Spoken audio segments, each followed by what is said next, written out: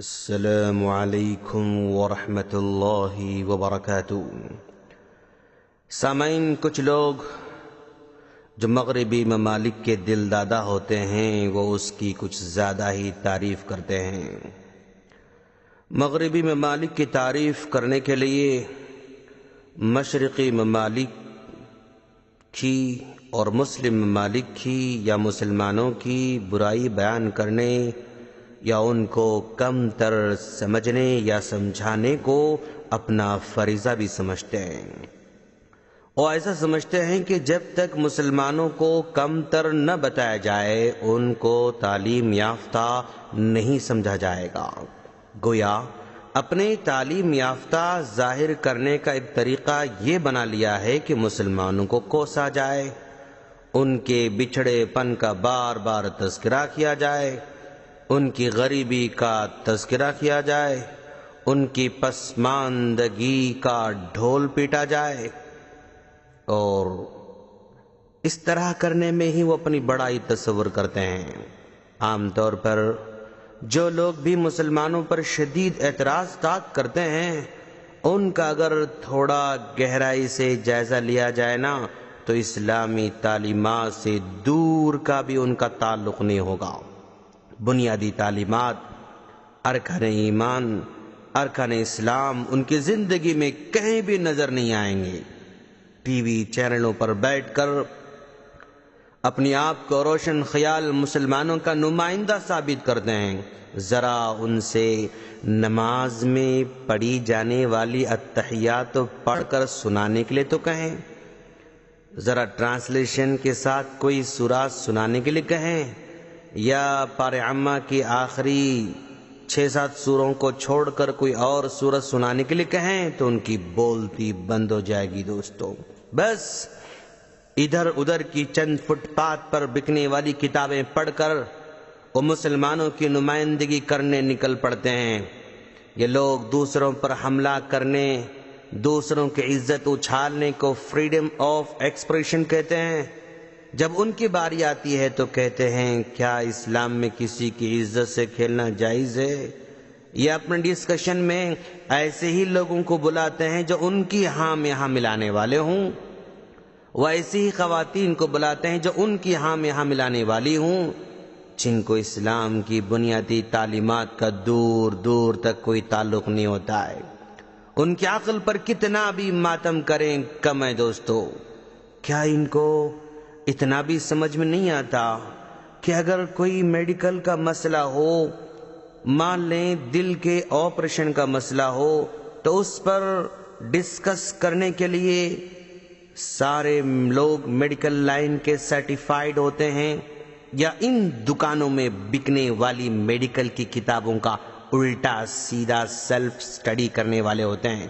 ظاہر بات ہے میڈیکل کے مسئلے پر بات کرنے کے لیے سیلف سٹڈی کرنے والوں کو قریب بھی آنے نہیں دیا جاتا ہے، بلکہ اس ڈسکشن میں مکمل سرٹیفائیڈ لوگ ہی بات کرنے کے لائق سمجھے جاتے ہیں۔ بھلا یہ بتائیں کہ کوئی سیلف سٹڈی کر کے کسی بڑے ہاسپٹل میں ڈاکٹر بن کر علاج کر سکتا ہے؟ ایسا کبھی نہیں ہوتا ہے۔ کوئی سیلف سٹڈی کر کے آپریشن کر سکتا ہے؟ ایسا نہیں ہو سکتا ہے۔ اس کو تو آپریشن تھیٹر میں بھی داخل ہونے نہیں دیا جاتا ہے۔ بھلا یہ بھی بتائیں نیوز والوں نے، ذرا ان سے پوچھیں نیوز والوں سے کہ لوگ کبھی معاشرے میں پھیلی ہوئی بیماریوں کے بارے میں عوام میں بیداری پیدا کرنے کے لیے نیوز والے ڈاکٹرز کو بلا کر مختلف بیماریوں پر بات کرتے ہیں؟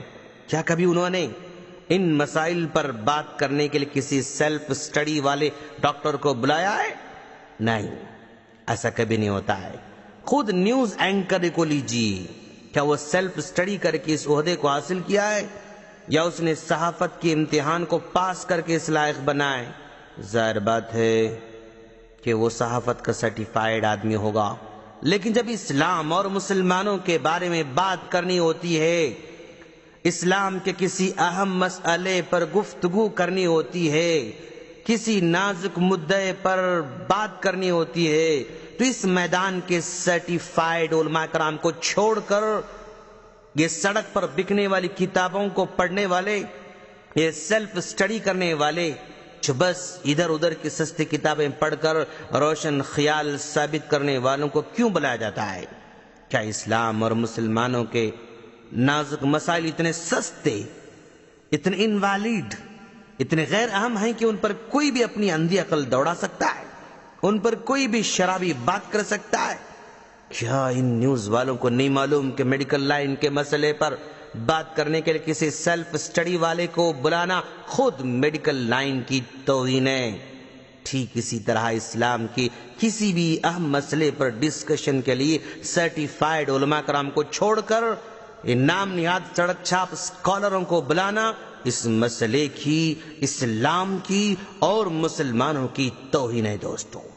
اگر یہ نیوز والے آتھورائزڈ لوگوں کو چھوڑ کر ان نام نہاد اسکالروں کو بلاتے ہیں تو اس کا واضح مطلب ہے کہ ان نیوز والوں کو عقل نہیں ہے، ان کو سمجھ بوجھ نہیں ہے، یہ جان بوجھ کر اسلام اور مسلمانوں کے مسائل کے ساتھ کھلواڑ کرنا چاہتے ہیں۔